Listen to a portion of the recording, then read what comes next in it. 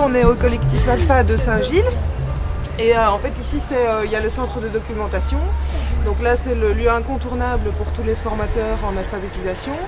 Il y a énormément d'outils auxquels on a accès. Donc il faut d'office passer par ici.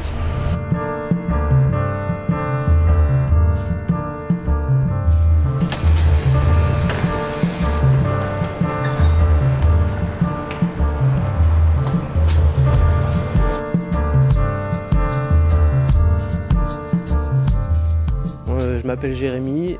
Alors, comment je suis arrivé à faire de l'alpha? En fait, je suis arrivé en Belgique en 2004. Au début, j'étais venu à Bruxelles pour faire de la bande dessinée. J'ai fait 2 ans dans des écoles d'art. Et au final, j'ai lâché l'affaire. Je me suis retrouvé au CPS. Et j'avais pas spécialement envie de faire carrière dans le CPS. Et moi aussi, on m'a poussé un peu à trouver quelque chose, quoi. Et, donc j'ai fait une formation pour trouver une formation, parce que j'avais aucune idée. Je savais ce que je voulais pas faire.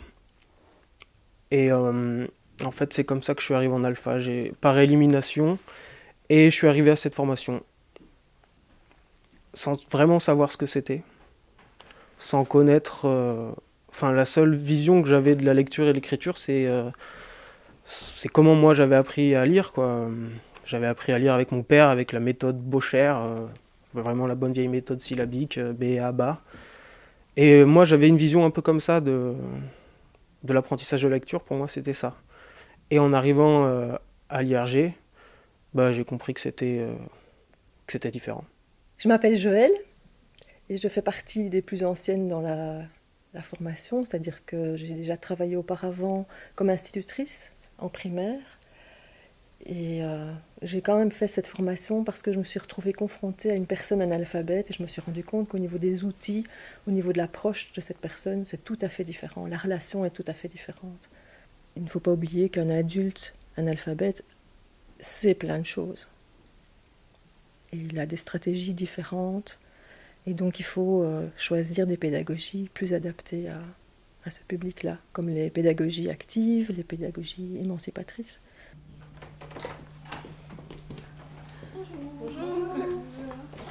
Le bénévolat, on peut le considérer positivement ou négativement, dans le sens où il ne suffit pas d'avoir envie de faire du bien autour de soi. Il ne suffit pas d'être motivé, il faut aussi des compétences pédagogiques. Et c'est ce que la formation à l'IRG m'a apporté. Des contacts aussi avec des formateurs. Et donc, le bénévolat, oui, je suis pour, mais avec des compétences.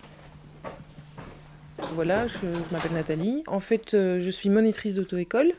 Donc je donne des cours de pratique.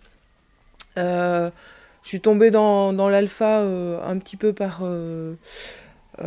ennui dans mon métier. Donc j'ai voulu faire autre chose. Et là, en fait, dans le cadre de mon stage de dernière année, je suis amenée à donner un cours de théorie, donc à un groupe d'apprenants.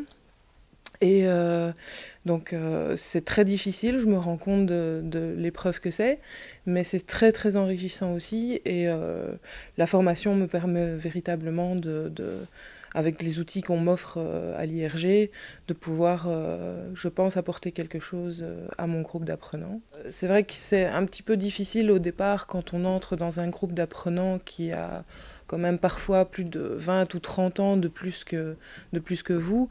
C'est un petit peu difficile de s'imposer. Et parce qu'il faut quand même un petit peu d'autorité, parce que parfois ils abusent un petit peu avec le téléphone qui sonne en plein cours, etc. Mais à partir du moment où vous montrez une forme de respect et que vous leur montrez votre motivation et qu'à chaque fois qu'ils viennent, ils apprennent quelque chose, ça ne pose aucun problème parce que ça les enrichit et donc ils vous écoutent. Je m'appelle Christelle. Ici, j'ai fait la formation à l'IRG. C'est pour avoir un peu plus d'outils pour pouvoir communiquer avec ma fille qui a une déficience mentale et donc des problèmes au niveau du langage.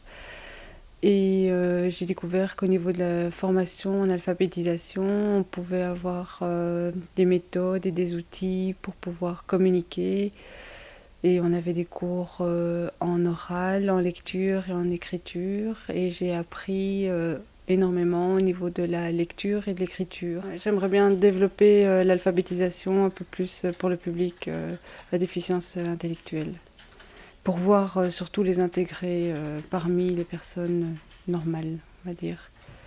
Pas toujours faire un service d'accompagnement individuel, les laisser dans leur monde, mais les intégrer avec les personnes normales en alphabétisation. Parce que quand on leur fait un apprentissage et tout, c'est les mêmes méthodes, les mêmes pédagogies. Chacun a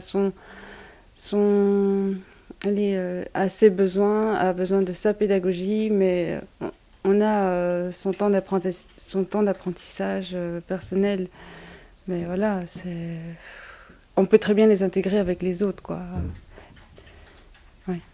Et puis c'est des pédagogies différenciées et c'est tout aussi bon de les mêler aux autres. Eux aussi peuvent apporter des choses.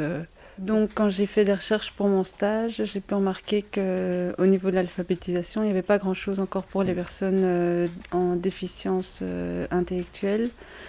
Et ce qu'il y a surtout pour eux, c'est des services d'accompagnement individuels et pas encore beaucoup d'intégration au niveau de l'alphabétisation. Donc on travaille avec eux juste en individuel et on travaille pas vraiment la lecture, l'écriture. C'est tout ce qui est pour leur autonomie, faire des objectifs avec eux. Mais à chaque fois, on oublie un peu la lecture et l'écriture. En faisant ce stage aussi, ça permet de démontrer qu'on est toujours confronté à différents publics. Il y a tous les niveaux et ici, c'est un public totalement différent. Et donc, ça prouve qu'on n'a pas des prépas toutes faites. À chaque fois, on doit s'adapter à des publics qui sont totalement différents. Et à chaque fois, on doit se remettre en question, on doit revoir notre façon d'apprendre, notre façon de faire. Et donc c'est des remises en question constantes, quoi.